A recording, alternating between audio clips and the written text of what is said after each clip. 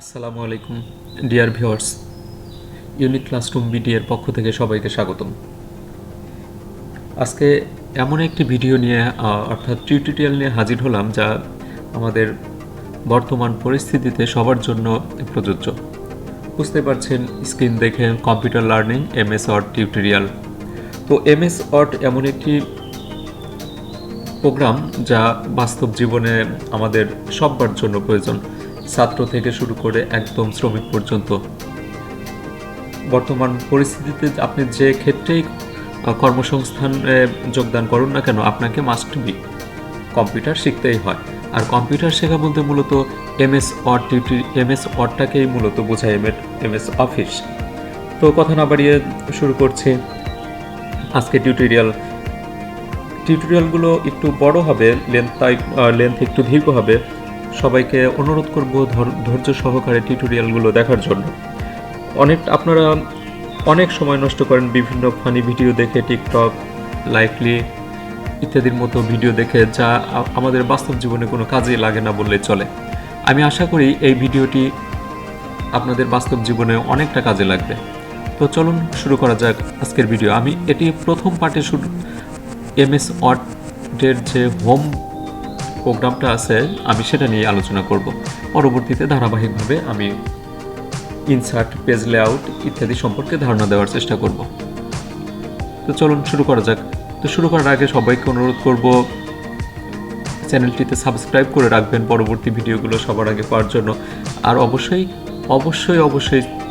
এই ভিডিওটি সবার সাথে শেয়ার করবেন, যেন এটি দেখে অন্তত কেউ এমএস অফিস আর এমএস ওয়ার্ডটা শিখতে পারে। ধন্যবাদ। চলুন শুরু করা যাক।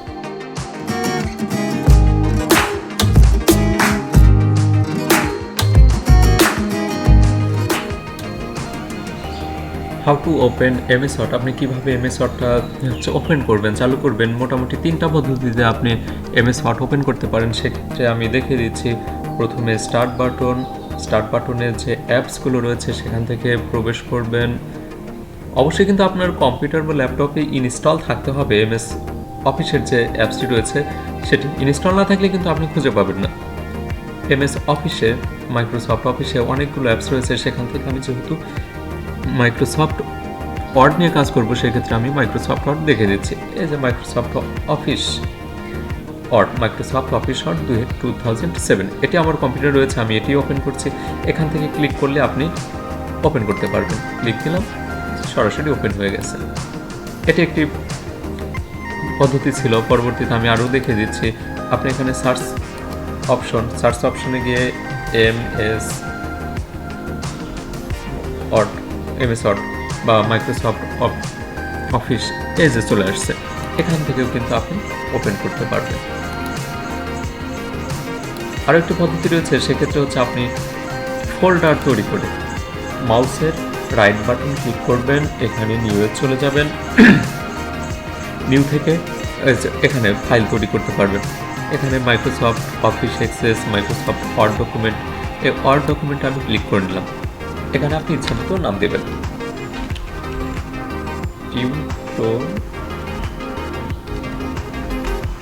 টিউটোরিয়াল নামে একটি ওপেন করুন, সেভ করে নিয়েছি। এখন এটি যদি আমি ক্লিক দিই তাহলে দেখবেন এটিও ওপেন হয়ে গেছে। তো এই 3টা পদ্ধতিতে মোটামুটি আপনি মাইক্রোসফট অফিস অর্থাৎ মাইক্রোসফট ওয়ার্ড জীবনে কাজে লাগবে। তো আমি প্রথমে উইন্ডো পরিচিতটা করে দিচ্ছি। এই যে এখানে কার্সরের দিকে খেয়াল রাখবেন। এই যে এখানে একটা বাটন দেখছেন, এটা হচ্ছে অফিস বাটন। তারপরে যে এদিকে আছে home, insert, page layout, reference, এগুলো প্রত্যেকটির নাম আছে, আমি নামগুলো বলে দিচ্ছি। সবার উপরে এই যে এদিকে লক্ষ্য করছেন যে ডকুমেন্ট অন মাইক্রোসফট ওয়ার্ড, এটিকে বলা হচ্ছে টাইটেল বার। এই সর্ব উপরের এই ছোট্ট লেখাটি দেখতে পাচ্ছেন, এটি হচ্ছে টাইটেল। তার নিচেই home, insert, page layout, reference, mailing, review, view, add ins, এই লেখাগুলো যে দেখতে পাচ্ছেন এটাকে বলে হচ্ছে রিবন। এটি হচ্ছে রিবন। আর এই যে আমার লেখাটা যে আছে ইউনিক ক্লাসরুম বিডি, তারপরে যে ফাঁকা একটা পেজ দেওয়া আছে, এটি হচ্ছে ওয়ার্কেডিয়া। মূলত আমরা যাবতীয় কার্যক্রম অর্থাৎ লেখালেখির যত কাজ এটার উপরই করে থাকবো। এটি হচ্ছে ওয়ার্ক এরিয়া। তারপর এই যে এখানে লক্ষ্য করছেন 1 2 ডট ডট দেওয়া আছে, এটাকে বলা হচ্ছে রুলার। রুলার দুই দিকে থাকে, একটা হচ্ছে হরিজেন্টাল রুলার আর একটা হচ্ছে ভার্টিক্যাল রুলার এদিকে। তারপরে যে আমরা যখন লেখাগুলো বড় হয়, অনেকগুলো পেজ হয়, তখন আমরা সাইটে স্ক্রল করে থাকি। এই যে সাইটে দেখতে পাচ্ছেন এটি হচ্ছে স্ক্রল বার। এটি হচ্ছে স্ক্রল বার। স্ক্রল বার মূলত উপরে নিচের কাজ করে থাকে। এটি ভার্টিক্যাল স্ক্রল বার। এটি হচ্ছে ভার্টিক্যাল স্ক্রল বার। আর নিচের দিকে আমরা যখন পেজটা জুম করব তখন আর একটা স্ক্রল বার আসবে, এটি হচ্ছে হরিজন্টাল স্ক্রল বার। মোটামুটি এই ছিল উইন্ডো পরিচিত। এখন আমরা চলে যাচ্ছি মেইন টিউটোরিয়াল। প্রথমে আপনাদের আমি এই প্রত্যেকটি বিষয় খুবই সূক্ষ্মভাবে বুঝিয়ে দিচ্ছি। এই যেখানে লক্ষ্য করবেন প্রথম বক্সটার ভিতরে হোম লেখাটার নিচে প্রথম বক্সটার ভিতরে এখানে চারটি অপশন রয়েছে। তো চারটি অপশনের কাজটা কি? প্রথমে যেটি দেওয়া আছে পেস্ট, কাট, কপি, ফরম্যাট, পেইন্টার, এটি হচ্ছে। তারপরে নিচে আরেকটি আছে, সেটা হচ্ছে ক্লিপবোর্ড। ক্লিপবোর্ডটা যখন অন করা হবে তখন এখানে একটা নতুন উইন্ডো চালু হবে। তো আমি দেখিয়ে দিচ্ছি। লক্ষ্য করুন টিউটোরিয়াল এই লেখাটা আমাদের অনেক লেখা রয়েছে যেগুলো আমরা একই লেখা বারবার ব্যবহার করে থাকি। সেই লেখাগুলোকে মূলত আমরা কপি করে থাকি। তো যে কোনো কিছু কপি করার জন্য প্রথমে সেটিকে সিলেক্ট করতে হয়। সিলেক্ট করার জন্য আপনি যে এটাকে বলে হচ্ছে মূলত মাউস পয়েন্টার। আর এই যেখানে যে দেখতে পাচ্ছেন লম্বা একটি দাগ, এটা হচ্ছে কার্সর। আমি এই লেখাটাকে সিলেক্ট করে নিলাম। সিলেক্ট করার পর আপনি কি করতে চাচ্ছেন, এই দেখেন সিলেক্ট করার পর এইখানকার দুটি অপশনই চালু হয়ে গেছে, কাট আর হচ্ছে কপি। এই যে সিজারের মতো চিহ্নটা দেখতে পাচ্ছেন, এটা হচ্ছে কাট করলে একদম লেখাটা পরিপূর্ণভাবে উঠে যাবে এবং সেটি মেমোরিতে জমা হবে। তারপর কপি করলে আমরা কপি বুঝতেই পারি, একাধিক কপি হবে। আমি প্রথমে কপি করে কাট করে নিচ্ছি। কাট করার সাথে সাথে যে এখানে লক্ষ্য করবেন পেস্টের বাটনটা কিন্তু এখনও কার্যকর অবস্থায় নেই।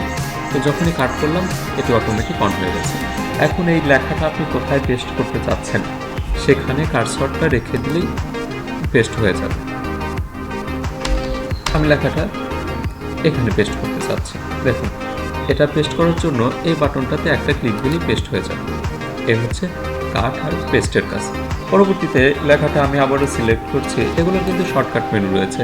পেস্টের জন্য হচ্ছে শর্টকাট মেনু হচ্ছে কন্ট্রোল ভি। পেস্টের জন্য কন্ট্রোল ভি।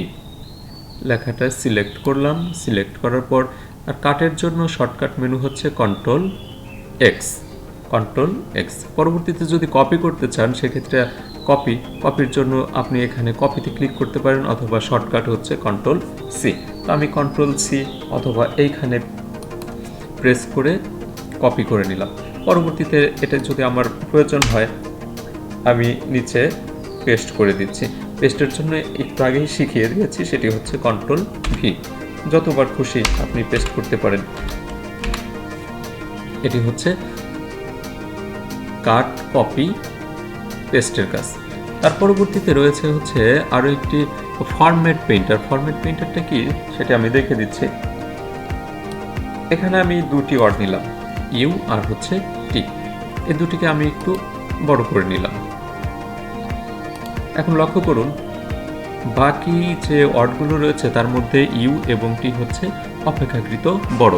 তো এই বড়টা আমি চাচ্ছি যে সকল লেখাগুলো এরকম হোক। তো এটার জন্য আমাদের কি করতে হবে, ফরম্যাট পেইন্টার। এটুকু আমি সিলেক্ট করে নিলাম। এই লেখাটার মতো যেহেতু করতে চাচ্ছি ফরম্যাট পেইন্টারে ক্লিক করে দিলাম। তার পরবর্তীতে যে লেখাগুলোকে ওই একই রূপে রূপান্তর করতে চাচ্ছেন সেগুলোকে সিলেক্ট করতে হবে। লক্ষ্য করুন সবগুলো লেখা একই রকম হয়ে গেছে। এদিকে প্রথমে ইউটি ছিল, পরবর্তীতে ও আর আই এ এল, এই লেখাগুলো একই অবস্থায় হয়ে গেছে। এই হচ্ছে ফরম্যাট পেইন্টারের কাজ। তো এখানে আর একটা অপশন রয়েছে, সেটি হচ্ছে ক্লিপবোর্ড। ক্লিপবোর্ডটা মূলত কি করে, আপনি যখন এই যে কোনা একটা চিহ্ন আছে, এটাতে ক্লিক করে দেবেন। এখানে অটোমেটিক একটি নতুন স্থান অর্থাৎ উইন্ডো চালু হয়ে যাবে। সেক্ষেত্রে আমরা যা কিছু কপি করব, কাট করব, সেগুলো এখানে জমা হয়ে থাকবে। পরবর্তীতে এখান থেকে নিয়ে আমরা ইচ্ছে মতো কাজ করতে পারবো। তো এই যে লক্ষ্য করুন, কম্পিউটার লার্নিং, এটুকু আমি Ctrl+C দিয়ে কপি করে নিলাম। এখানে যে খেয়াল করুন, কপি হয়ে গেছে। এখন আমার পরবর্তীতে যদি প্রয়োজন হয়, সেক্ষেত্রে আমি Ctrl+V দিয়ে পেস্ট করে নিতে পারবো। এই ছিল প্রথমটুকুর কাজ, কাট, কপি, পেস্ট। অসংখ্যবার এগুলো কাজে লাগবে। এগুলো সবসময় মনে রাখবেন আপনি কিভাবে শর্টকাটে করা যায়। কাটের জন্য Ctrl+X, কপির জন্য Ctrl+C, পেস্টের জন্য Ctrl+V। আর ক্লিপবোর্ডটা অন রাখবেন। ক্লিপবোর্ডটা যদি অন রাখেন, এখানে সব কিছু জমা হয়ে থাকবে, পরবর্তীতে সুবিধা অনুযায়ী আপনি ব্যবহার করতে পারবেন। তার পরবর্তীতে যে অপশনটা রয়েছে সেটি হচ্ছে ফন্ট। ফন্টের শুরুতেই রয়েছে যেখানে ফন্টের নেম, থিমস অফ ফন্ট। এখানে অসংখ্য ফন্টের নাম থাকবে, ইংরেজি, বাংলার জন্য এবং বিশ্বের অন্যান্য ভাষার জন্য অসংখ্য ফন্ট রয়েছে। সেখান থেকে প্রয়োজন অনুযায়ী আপনি আপনার ফন্ট চুজ করে নিতে পারেন। তো এখানে আমি এই লেখাগুলো মূলত লিখেছি ক্যামব্রিয়া ম্যাথে। আমি যদি চাই চেঞ্জ করতে, তো লক্ষ্য করুন এখানে অসংখ্য ফন্ট রয়েছে, খেয়াল করবেন। ওয়ার্ক এরিয়ার দিকে খেয়াল করবেন লেখাগুলো কিভাবে পরিবর্তন হচ্ছে। ক্যামব্রিয়া ম্যাথ এটা ছিল, এটা বাংলা ফন্টের জন্য লেখাটি এরকম আসছে। এখান থেকে আপনি ইচ্ছা মতো আপনার ফন্ট চুজ করে নিতে পারেন। এখানে ইংরেজি, বাংলা সকল ধরনের ফন্টই রয়েছে। তারপরে লক্ষ্য করছেন যে ফন্ট সাইজ 48-এ দেওয়া আছে, কিন্তু আমাদের 48 অনেক সময় দরকার হবে না। সেক্ষেত্রে আমাদের যদি ছোট বড় করতে হয়, তো এখান থেকে আমরা এই যে সর্বনিম্ন হচ্ছে 8 থেকে শুরু, 8, 9, 10 এভাবে আমরা যত খুশি তত ছোট বড় করতে পারি। এখানে লক্ষ্য করুন 72, এর পরবর্তীতে আর কোনো ভ্যালু দেওয়া নেই। সেক্ষেত্রে আমাদের যদি 80 দরকার হয়, তাহলে আমরা কি করব? এই ভ্যালুটা এখানে কেটে দিয়ে, মুছে দিয়ে নতুন করে আমরা যে কোনো মান বসিয়ে দিতে পারি। 80 বসানো হয়ে গেছে। তো এখন লেখাগুলো 80 সাইজে হয়ে যাবে। লক্ষ্য করুন, ইচ্ছা মতো এখানে যে কোনো সাইজ আপনি অ্যাক্সেস করতে পারেন। তো এত বড় আমি নিচ্ছি না, লেখাগুলোকে আমি ছোট করে নিচ্ছি, 48-এ রাখলাম। তার পরবর্তীতে এখানে লক্ষ্য করুন গ্রো ফন্ট, মানে ফন্টগুলো আপনি প্রতিটা একটি করে স্টেপ বৃদ্ধি করতে পারেন। এখানে আমার সিলেক্ট করাই রয়েছে। আপনি যে কাজটাই করুন না কেন, প্রথমে কিন্তু আপনাকে সেই অংশটুকু সিলেক্ট করে নিতে হবে। তো এখানে আমি এতে একবার চাপ দিলাম, লক্ষ্য করুন 72-এ চলে গেছে, মানে একটি করে ধাপ বৃদ্ধি পাচ্ছে। আবার আমি যে ছোট করতে চাচ্ছি, এটা হচ্ছে স্ট্রিং ফন্ট, অর্থাৎ লেখাগুলোকে ছোট করবে। 72 থেকে 48, 48 থেকে 36, তার পরবর্তীতে 28, এইভাবে আপনি ছোট বড় করবেন। এটা হচ্ছে গ্রো ফন্ট। আমি আবারও বড় করে নিচ্ছি দেখার সুবিধার জন্য। তার পাশে যে বাটন রয়েছে ক্লিয়ার ফরম্যাটিং, অর্থাৎ এটি হচ্ছে press function on clear formatting. Clear ফরম্যাটিংটা কী করবে লক্ষ্য করুন, আমি প্রেস করছি, তাই অতি সহজে আপনারা বুঝতে পারবেন। প্রেস করার ফলে দেখা যাচ্ছে লেখাগুলো অনেক ছোট হয়ে গেছে। নিচের দিকে যে ব্যাকগ্রাউন্ড কালার ছিল সেটিও কিন্তু উঠে গেছে। অর্থাৎ ক্লিয়ার ফরম্যাটিংটা কী করবে, আপনার ডিফল্ট হিসেবে যে ভ্যালুগুলো সেট করা রয়েছে সেটি শো করাবে। তো আমি চাচ্ছি না যে এরকম লেখাটা বড় করতে চাচ্ছি, ক্লিয়ার ফরম্যাটিং। আশা করি বুঝতে পেরেছেন যে ক্লিয়ার ফরম্যাটিং কী করবে, যে অবস্থায় লেখাগুলো ছিল তাকে পরিবর্তন করে কোথায় নিয়ে যাবে, আপনার ডিফল্ট হিসেবে যেটা থাকবে। এ ছিল ক্লিয়ার ফরম্যাটিং। আমি পূর্বের অবস্থায় ফিরে নিয়ে যাচ্ছি। পূর্বের অবস্থায় ফিরে নেওয়ার জন্য বারবার আপনারা লক্ষ্য করছেন যে লেখাগুলো ছোট হচ্ছে, আবার পূর্বের মতো হচ্ছে। এটার জন্য হচ্ছে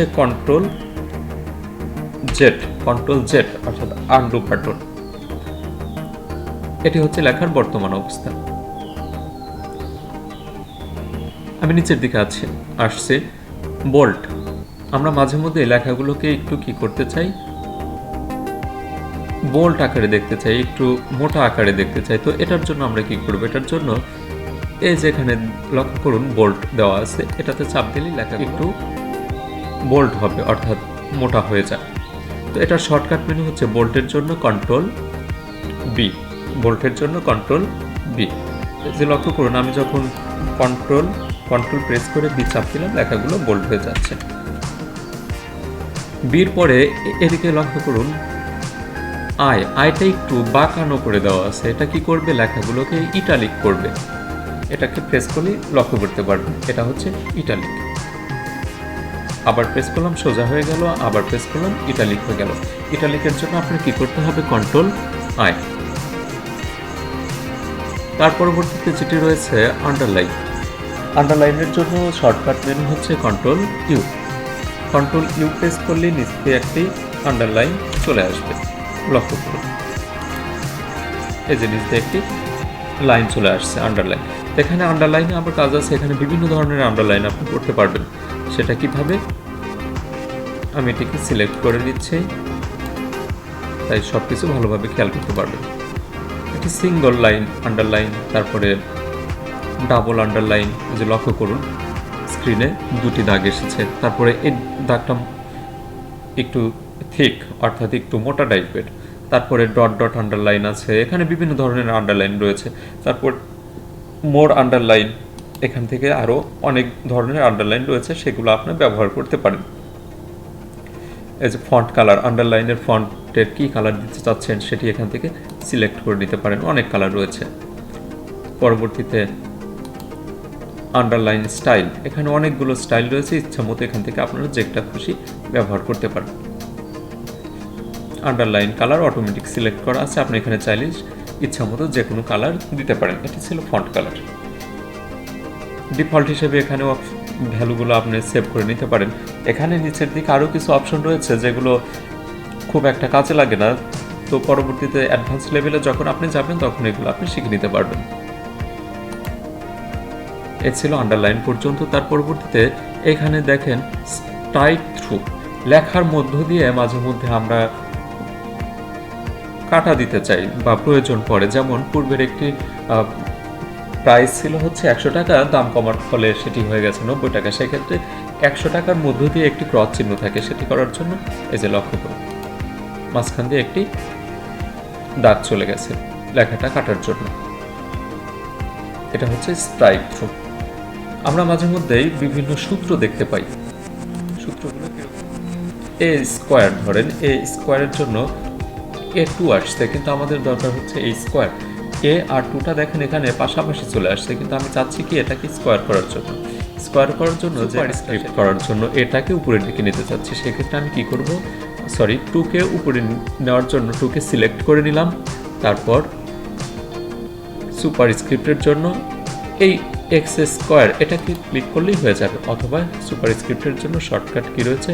কন্ট্রোল শিফট প্লাস, এটি চাপ দিলেও হয়ে যাবে। এটি ছিল সুপার স্ক্রিপ্ট। কন্ট্রোল জেড দিয়ে পূর্বের অবস্থায় নিয়ে নিলাম। আমরা মাঝে মধ্যে পানির সংকেত অথবা বিভিন্ন সংকেত দেখতে পাই, যেগুলোতে কি হয়, কিছু ওয়ার্ড রয়েছে যেগুলো একটু নিচের দিকে লিখতে হয়। যেমন আমি এই 2টাকে নিচের দিকে লিখতে চাচ্ছি, সেক্ষেত্রে আমার কোনটা ব্যবহার করতে হবে? সেক্ষেত্রে হচ্ছে আগেরটা ছিল সুপার স্ক্রিপ্ট, এখন যেটি ব্যবহার করতে হবে সেটি হচ্ছে সাবস্ক্রিপ্ট। সাবস্ক্রিপ্টের শর্টকাট হচ্ছে কন্ট্রোল ইকুয়াল টু। যখন আমি control plus equal to press করবো, দেখুন 2টা নিচের দিকে চলে আসছে, অথবা আপনি এখানে সরাসরি প্রেস করেও করতে পারেন। এই ছিল সাবস্ক্রিপ্ট আর হচ্ছে সুপার স্ক্রিপ্ট। তার পরবর্তীতে যেটি রয়েছে চেঞ্জ কেস। চেঞ্জ কেসটা কি? আমরা এখানে বিভিন্ন ধরনের কেস ব্যবহার করতে পারি। যেমন এই লাইনটাই লক্ষ্য করুন, এখানে লক্ষ্য করুন প্রতিটি ওয়ার্ডের শুরুতেই যে লেটারটি রয়েছে সেটি হচ্ছে ক্যাপিটাল লেটার। আমরা চাইলে এটা চেঞ্জ করতে পারি। প্রথমে আমি নিচের দিকে যাচ্ছি, MS or টিউটোরিয়াল এটুকুকে সিলেক্ট করে নিলাম। সিলেক্ট করার পর আমি চেঞ্জ কেস চলে গেলাম। দেখেন সেন্টেন্স কেসের ভিতরে কী কী রয়েছে? লোয়ার কেস, এটাকে প্রেস করলে সবগুলো লোয়ার কেসে রূপান্তর হয়ে গেছে। আমি আবারও চেঞ্জ করছি আপার কেস। আপার কেসটা কী করবে? প্রত্যেকটাকেই কী করে দেবে? ক্যাপিটাল লেটারে রূপান্তর করে দেবে। এটা হচ্ছে upper case. Capitalise each word, প্রত্যেকটা ওয়ার্ডকে কী করবে? ক্যাপিটাল করে দেবে, অর্থাৎ প্রত্যেকটা ওয়ার্ডের শুরুর যে লেটারটা থাকবে সেটাকে কি করে দেবে, ক্যাপিটাল করে দেবে। এটি হচ্ছে কার কাজ, ক্যাপিটালাইজ ইসট।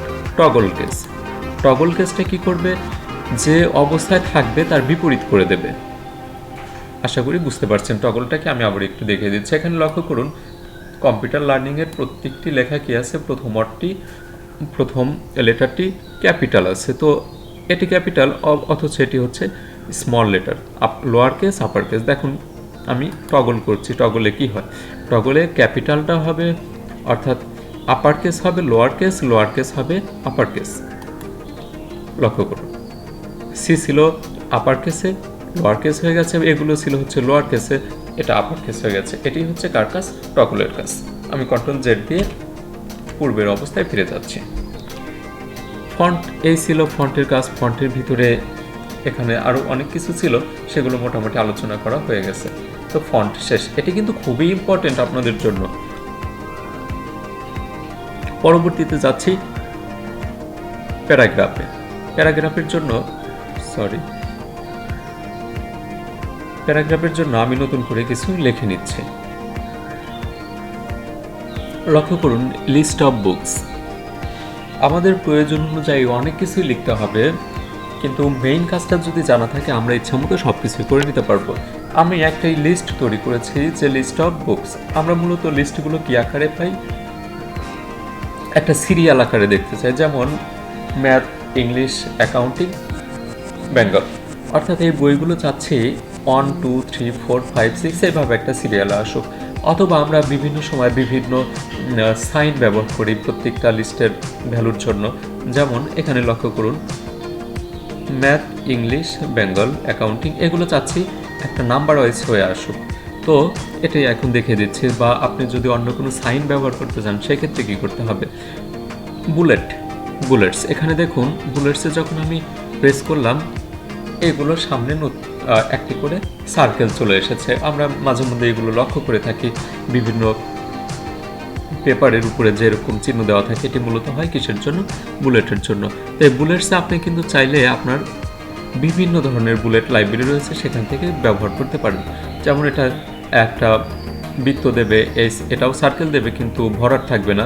এখানে স্কোয়ার, তারপর এখানে যে লক্ষ্য করুন, প্রত্যেকটার জন্য আলাদা আলাদা সিম্বল রয়েছে।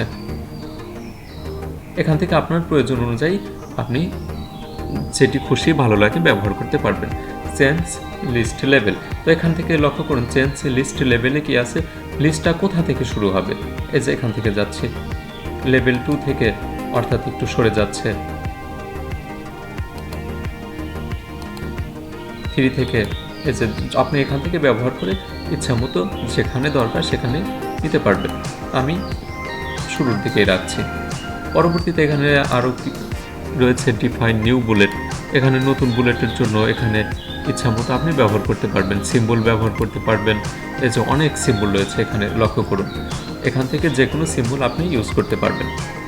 তারপরে পিকচার, আপনি যদি চান এখানে পিকচার অ্যাড করবেন, সেক্ষেত্রে আপনি আপনার পিকচার ইম্পোর্ট করে এখানে অ্যাড করতে পারবেন। এই যে এখানে আমার পিকচারগুলো শো করছে, আমি এটি কেটে দিচ্ছি, পিকচার আমি নিচ্ছি না। তারপরে ফন্ট, আপনি যদি চান যে এখানে কোনো ফন্ট ইউজ করবেন বুলেট হিসেবে, সেক্ষেত্রে আপনি এখান থেকে ফন্ট সিলেক্ট করতে পারবেন। ধন্যবাদ। এই ছিল বুলেটের কাজ। পরবর্তীতে রয়েছে নাম্বারিং, আমি এটি কেটে দিচ্ছি। নাম্বারিংয়ে যাওয়ার জন্য আমি পূর্বের অবস্থায় ফিরে যাচ্ছি, কন্ট্রোল জেড। আচ্ছা, লক্ষ্য করুন এখানে আমার কোনো নাম্বার নেই, বুলেটের কাজটা আমরা শিখে নিয়েছি।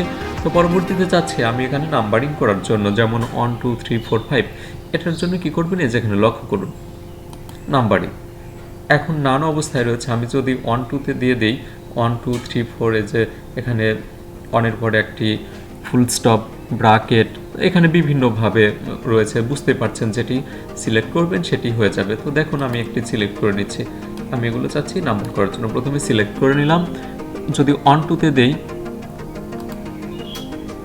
লক্ষ্য করুন 1, 2, 3, 4, 5 এভাবে চলে আসবে। এখানে ব্র্যাকেট ছিল না, এখানে আছে, এখানে রোমান সংখ্যাতে আছে, এবিসি দ্বারা আছে, এটা আপার কেস, এটা lower case, upper case, lower case, তারপর হচ্ছে একটি ফুল স্টপ, রোমান সংখ্যা। তো ইচ্ছা মতো আপনি এখান থেকে যে কোনো ফরম্যাটিং ইউজ করতে পারবেন নাম্বারিংয়ের জন্য। আশা করি বুঝতে পারছেন। তার পরবর্তীতে যেটি রয়েছে মাল্টি লেভেল লিস্ট, অর্থাৎ এই লেভেলটা আপনি যদি চান যে বিভিন্ন ফরম্যাটিংয়ে সাজানোর জন্য 1 A B C D তারপর রোমান সংখ্যা ব্র্যাকেট দিতে চাচ্ছেন, সেক্ষেত্রে আপনি আপনার ইচ্ছা মতো ব্যবহার করতে পারবেন। এখানে লক্ষ্য করুন বিভিন্ন সিম্বল রয়েছে প্রত্যেকটার জন্য আলাদা আলাদা, এগুলো আপনি ইউজ করতে পারবেন। আমি যদি এই যে এটা সিলেক্ট করে দিই, দেখুন কি হয়, 1 2 3 4 আসছে।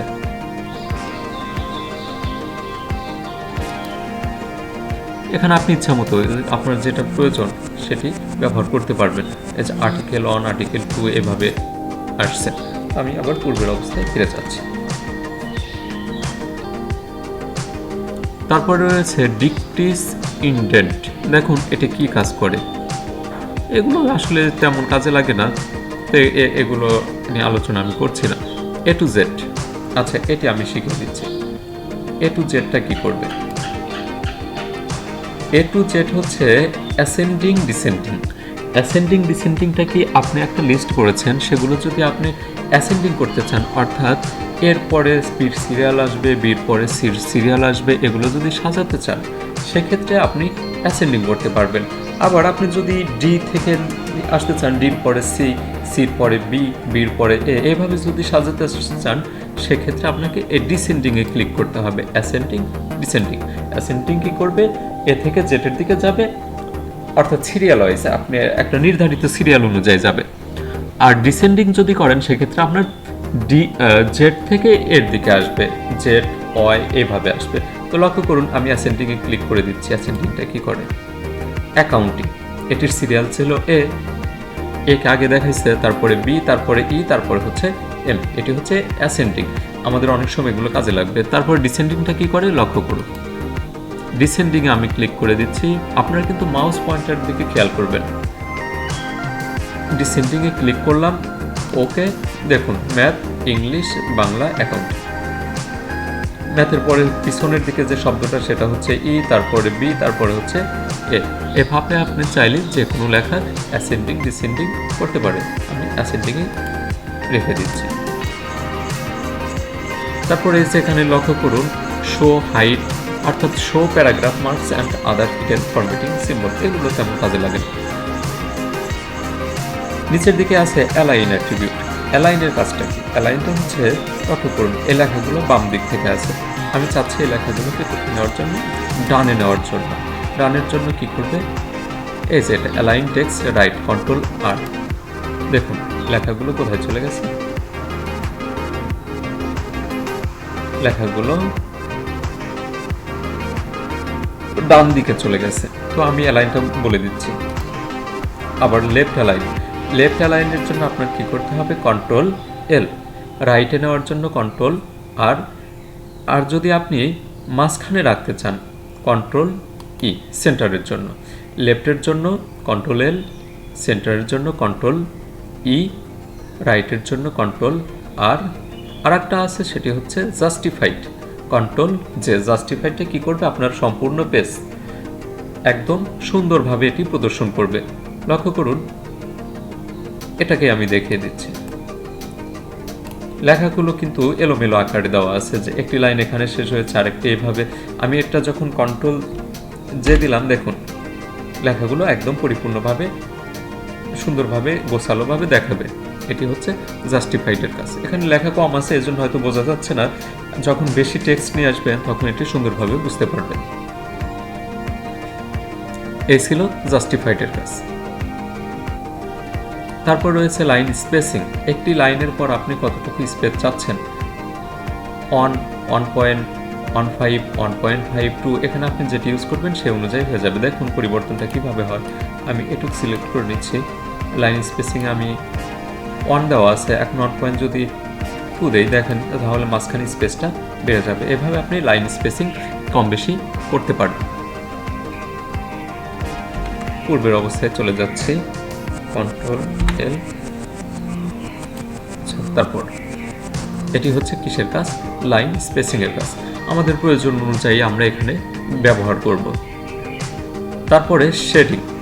শেডিংটা কি করবে, আপনি যদি চান এই লেখাগুলোর নিচে কি করবেন, শেড দিতে চাচ্ছেন, অর্থাৎ ব্যাকগ্রাউন্ডে কোনো কালার দিতে যাচ্ছেন, সেক্ষেত্রে আপনার কি করতে হবে, এই শেডিংয়ের ব্যবহার করতে হবে। লক্ষ্য করুন এখানে যে ব্যাকগ্রাউন্ডে বিভিন্ন শেড চলে আসছে, ইচ্ছা মতো আপনি ব্যবহার করতে পারবেন। এখান থেকে অনেক কালার রয়েছে, আর এগুলোতেও যদি না হয় তাহলে যে নিচের দিকে যাবেন মোর কালারে এখানে অনেক কালার পাবেন, সেখান থেকে আপনি আপনার পছন্দ মতো চুজ করে নিতে পারেন। আমি এখন কালার চাচ্ছি না, আমি এটি চেঞ্জ করে নিচ্ছি। কালার আপনি দিতে পারেন, লাল কালারটা দিয়ে রাখছি আপাততের জন্য। প্যারাগ্রাফের তার পরবর্তীতে যেটি রয়েছে সেটি হচ্ছে বর্ডার। এখানে বিভিন্ন বর্ডার রয়েছে, টপ বর্ডার, বটম বর্ডার। আমি দেখুন এখানে বর্ডার দিচ্ছি, তো কন্ট্রোল জেড, কালারটা আমি নিচ্ছি না। আচ্ছা, এখানে দেখুন আমি বর্ডার চাচ্ছি, আমার কার্সরটা আমি এখানে রাখলাম। তো বর্ডারে কি হয়, বটম বর্ডার। দেখুন কার্সরের নিচের দিকে একটা বটম, অর্থাৎ নিচের দিকে কি চলে আসছে, বর্ডার চলে আসছে। তারপরে টপ বর্ডার, টপে কি হবে, উপরের দিকে বর্ডার চলে গেছে। তারপরে এখানে বিভিন্ন বর্ডার রয়েছে, no border, left border, right border. আমি লেফটে দিলাম, লেফটে হয়ে গেছে। আবার যখন রাইটে দেব তখন রাইটে হয়ে যাবে, রাইটে হয়ে গেছে। এখানে দেখা যাচ্ছে না, কিন্তু এখানে বর্ডার হয়ে গেছে। এভাবে আপনি ইচ্ছা মতো all border, no border, border নেই, all border, outside border, inside border, এখানে ইচ্ছা মতো আপনি বিভিন্ন বর্ডার দিতে পারেন। হরিজন্টাল লাইন, অর্থাৎ কোন দিকে যাবে, ড্র টেবিল ড্র করতে পারবেন। ভিউ গাইডলাইনটা দেখতে পারবেন, এখানে বিভিন্নভাবে ইউজ করতে পারবেন। আনফর্চুনেটলি আমি ফন্টের দুটি বিষয়ে বুঝাইতে ভুলে গিয়েছিলাম, আমি আবার ফন্টে চলে আসছি। দেখুন টেক্সট হাইলাইট, এই লেখাটাকে যদি আপনি হাইলাইট করতে চান সেক্ষেত্রে আপনি কি করবেন, টেক্সট হাইলাইট কালার, অর্থাৎ এর পিছনের কালারটা চেঞ্জ করে দিতে পারবেন। যে লেখাটা হাইলাইট করার জন্য লিস্ট অফ বুকস, দেখুন আমি এখানে একটা কালার দিয়ে দিচ্ছি, লেখাটা হাইলাইট করবে। এই পিঙ্ক কালারটা ব্যবহার করার ফলে কি হলো, লিস্ট অফ বুকস এর নিচের যে কালার সেটি কিন্তু পরিবর্তন হয়ে গেছে। আবার চাইলে আপনি কি করতে পারেন, লেখার ফন্টের কালারটাও চেঞ্জ করতে পারবেন। এটা কোথা থেকে, এই যে এখান থেকে ফন্ট কালার, এখানে বিভিন্ন কালার আছে, আপনি যেটা খুশি ব্যবহার করতে পারবেন। এ ছিল হাইলাইট এবং ফন্ট কালারের জন্য। তো প্যারাগ্রাফের জন্য এখানে আরও কিছু কাজ রয়েছে, সেটা হচ্ছে এগুলো কাজ আমি মোটামুটি দেখিয়ে দিয়েছি। Alignment, outline, label, mirror, indents. আচ্ছা যাই হোক, স্পেসিং। বিফোর মানে হচ্ছে একটি লাইনের পূর্বে আপনি কতটুকু জায়গা চাচ্ছেন, সেটার জন্য এখানে আপনি ইচ্ছা মতো মান বসিয়ে দিতে পারবেন। আফটার, প্রতিটি লাইনের পরে কতটুকু জায়গা চাচ্ছেন সেটার জন্য আফটারে আপনি মান বসাতে হবে। প্রত্যেকটা মান কিন্তু পয়েন্টে নেবে। লাইন স্পেসিং হচ্ছে একটা লাইন থেকে আর একটা লাইন অটোমেটিক কতটুকু জায়গা নেবে, এটা মূলত বেশিরভাগ হচ্ছে সিঙ্গলে থাকে। সিঙ্গল আছে 1.5 ইঞ্চ আছে, ডাবল, অ্যাটলিস্ট, এক্স্যাক্টলি, মাল্টিপল হচ্ছে আপনার অধিক লাইন নেবে। এটা সিঙ্গল, আপনি ইচ্ছা মতো এখানে বসিয়ে দিতে পারেন, এখানে যে কোনো ভ্যালু। এই ছিল হচ্ছে প্যারাগ্রাফের কাজ। তার পরবর্তীতে এখানে রয়েছে স্টাইল। বিভিন্ন ধরনের স্টাইল ইউজ করতে পারবেন আপনি এখানে, আমি দেখিয়ে দিচ্ছি যেগুলো কি হয়। নর্মালে রয়েছে, তারপরে লক্ষ্য করুন নো স্পেসিং, কোনো স্পেস রাখবে না। তারপরে হেডিং অন, হেডলাইন হিসেবে ব্যবহার হবে, হেডিং হিসেবে। হেডিং টু, টাইটেল, আপনি যদি কোনো এগুলোকে টাইটেল হিসেবে ইউজ করতে চান প্রয়োজন অনুযায়ী এগুলো আপনি দেখে নেবেন। এবিসি, সাবটাইটেলের জন্য এটা এমব্যাসিস। তার পরবর্তীতে এগুলোতেও যদি আপনার না হয়, এখানে অনেক রয়েছে, সেক্ষেত্রে আপনি এখান থেকে ইচ্ছা মতো ইউজ করতে পারবেন। এই ছিল হচ্ছে স্টাইল। এখন যে বিষয়টি দেখে দিচ্ছি খুবই গুরুত্বপূর্ণ, চেঞ্জ স্টাইল। এটা ছিল স্টাইল সেট করতে পারবেন। ডিফল্ট হচ্ছে black and white, elegant, fancy, formal, manuscript, modern. এখানে বিভিন্ন অপশন রয়েছে যেগুলো আপনি প্রয়োজন অনুযায়ী ইউজ করতে পারবেন। তারপরে যে কালার, এখানে আপনি সম্পূর্ণ লেখাগুলোর উপরে একই সাথে কালার পরিবর্তন করতে পারবেন। অ্যাসপেক্ট, লক্ষ্য করুন কালারগুলো চেঞ্জ হয়ে গেছে। ফন্ট চেঞ্জ করতে পারবেন এখান থেকে, বিভিন্ন আপনার ইচ্ছা মতো এখানে ফন্ট আছে নিতে পারবেন। তো ফাইন্ডের বাংলা কিন্তু খোঁজা। কি খুঁজতে চাচ্ছেন? আমি এখানে সার্চ দিলাম যে আমি কোন ওয়ার্ডটা চাচ্ছি। আমি চাচ্ছি হচ্ছে ম্যাথ, MATH, ম্যাথ। এখন ম্যাথটাকে তারা হাইলাইট করবে। লক্ষ্য করুন এই যে ম্যাথ খুঁজে নিয়েছে। এক্ষেত্রে মাঝে মধ্যে আমাদের একই ওয়ার্ড একটা পেজে কপি হলো কিনা, বেশি হয়ে গেছে কিনা, সেটা আমরা খোঁজার জন্য মূলত কি ব্যবহার করে থাকি? ফাইন্ড ব্যবহার করে থাকি। সেক্ষেত্রে আপনার এখানে যতগুলো ম্যাথ থাকবে ততগুলো দেখাবে, অর্থাৎ যেটি আপনি এখানে সিলেক্ট করে দেবেন। তারপর আপনি এখানে কি করতে পারেন? রিপ্লেস করতে পারেন। ধরেন ম্যাথের পরিবর্তে আমি কি দিতে চাচ্ছি? ম্যাথটাকে চেঞ্জ করে দিতে চাচ্ছি হচ্ছে অন্য একটা subject, ICT, computer, COMPUTER, computer. তো কম্পিউটার যদি আমি এখানে রিপ্লেস উইথ কম্পিউটার সেট করে দিই, লক্ষ্য করবেন রিপ্লেসে প্রেস করার সাথে সাথে ওটা কি হয়ে যাবে? রিপ্লেস হয়ে যাবে। অথবা ফাইন্ড ইন নেক্সটে দিলাম, সরি, রিপ্লেস। দেখুন ম্যাথ ছিল, রিপ্লেস করার সাথে সাথে কি হয়ে গেছে? কম্পিউটার হয়ে গেছে। এটি হচ্ছে রিপ্লেসের কাজ। আমরা বিভিন্ন সময় বিভিন্ন লিস্ট তৈরি করে থাকি নামগুলো চেঞ্জ করার জন্য। একটি নামের পরিবর্তে যখন আমরা অন্য কোনো নাম দিতে চাই বা একটা শব্দের পরিবর্তে অন্য কোনো শব্দ ইউজ করতে চাই, সেক্ষেত্রে কিন্তু আমরা কি দিয়ে থাকি? ব্যবহার করে থাকি রিপ্লেস। তারপর গো টু, আপনি কত নাম্বার পেজে যেতে চাচ্ছেন? একটা ডকুমেন্টে অনেকগুলো পেজ থাকতে পারে, সেক্ষেত্রে যদি আপনি 10 নম্বরে যেতে চান সেক্ষেত্রে পেজ নাম্বার দিতে পারেন। কোন সেকশনে যেতে চাচ্ছেন, কত নাম্বার লাইনে যেতে চাচ্ছেন, কমেন্ট, ফুটনোট, সেক্ষেত্রে অবজেক্ট, হেডিং, এগুলো যখন ইউজ করবেন এবং সেই অনুযায়ী আপনি সেখানে প্রবেশ করার জন্য এখানে আপনার প্রয়োজনীয় শব্দটা ব্যবহার করবেন। সেক্ষেত্রে নেক্সট আপনাকে সেই কাঙ্ক্ষিত জায়গাটিতে নিয়ে যাবে।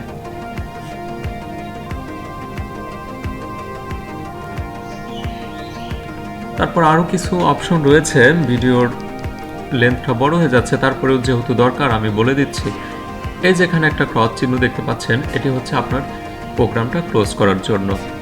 তার বামের দিকে রয়েছে হচ্ছে যে অপশনটা রিস্টোর ডাউন, ম্যাক্সিমাইজ করার জন্য, অর্থাৎ পেজ ছোট করবে, বড় করবে।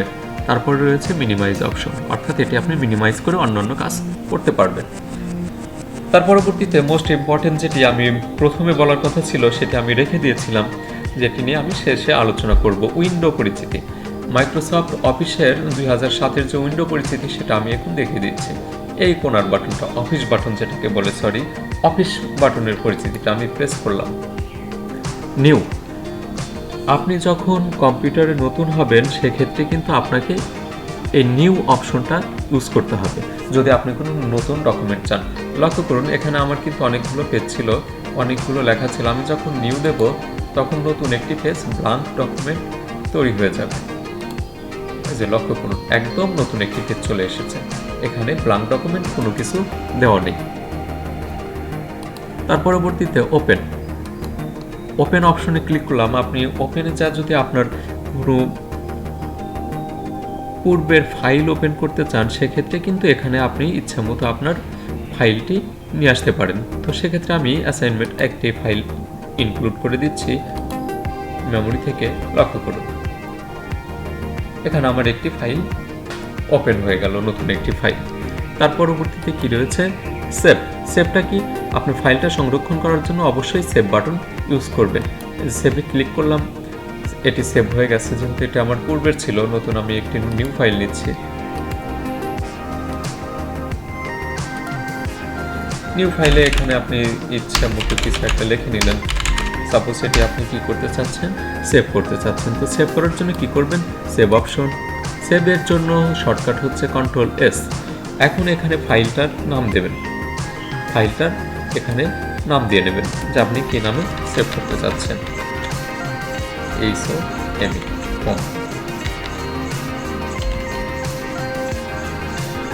তো তারপর আমি এটি সেভ করে নিলাম। এটি সেভ হয়ে গেছে। যে লক্ষ্য করুন এখানে হোম নামে সেভ হয়ে গেছে। তো পরবর্তীতে যেটি রয়েছে সেভ এস, একই ফাইল যদি আপনি ভিন্ন ভিন্ন নামে সেভ করতে চান সেক্ষেত্রে আপনি কি করবেন, সেভ এস ইউজ করবেন। তারপরে যে অপশনটি রয়েছে প্রিন্ট অপশন, আপনি লেখালেখির কাজ যখন প্রিন্ট করবেন ল্যাপটপ বা কম্পিউটারের সাথে যদি আপনার প্রিন্টার কানেক্ট থাকে সেক্ষেত্রে আপনি এখান থেকে প্রিন্ট করতে পারবেন। বাকি অপশনগুলো তেমন প্রয়োজন হয় না। যেখানে প্রপার্টিস, টাইটেল, কিওয়ার্ড রয়েছে, সেন্ট এটা যদি আপনি কোথাও মেল করতে চান বা ফ্যাক্সের মাধ্যমে পাঠাতে চান সেক্ষেত্রে এটি ব্যবহার করতে পারবেন। মোটামুটি এই ছিল অফিস বাটন। তার পরবর্তীতে আমি এগুলো আলোচনা করেছি। ধন্যবাদ এতক্ষণ যারা কষ্ট করে ভিডিওটি দেখেছেন, সাথে ছিলেন। আশা করি আপনাদের প্রাত্যহিক জীবনে এটি অবশ্যই কাজে লাগবে। এমন কোনো সেক্টর নেই যেখানে এমএস ওয়ার্ডের কাজ লাগে না। যারা কাজ জানেন তারাও একটু দেখে নেবেন, হয়তো অনেক দিন এর সাথে সম্পৃক্ত নয়, সেক্ষেত্রে কিন্তু আপনারা ভুলে যেতে পারেন। তো ধন্যবাদ, আজকের ভিডিও এই পর্যন্তই, কথা না বাড়িয়ে শেষ করছি। তবে হ্যাঁ, ভিডিওটি ভালো লাগলে অবশ্যই লাইক দেবেন আর আপনার বন্ধু বান্ধব যাই আছে তাদের সাথে শেয়ার করবেন। আজকের মতো বিদায় নিচ্ছি, ভালো থাকুন, সুস্থ থাকুন, আল্লাহ হাফেজ। ইউনিক ক্লাসরুম বিডি এর সাথেই থাকুন। ধন্যবাদ।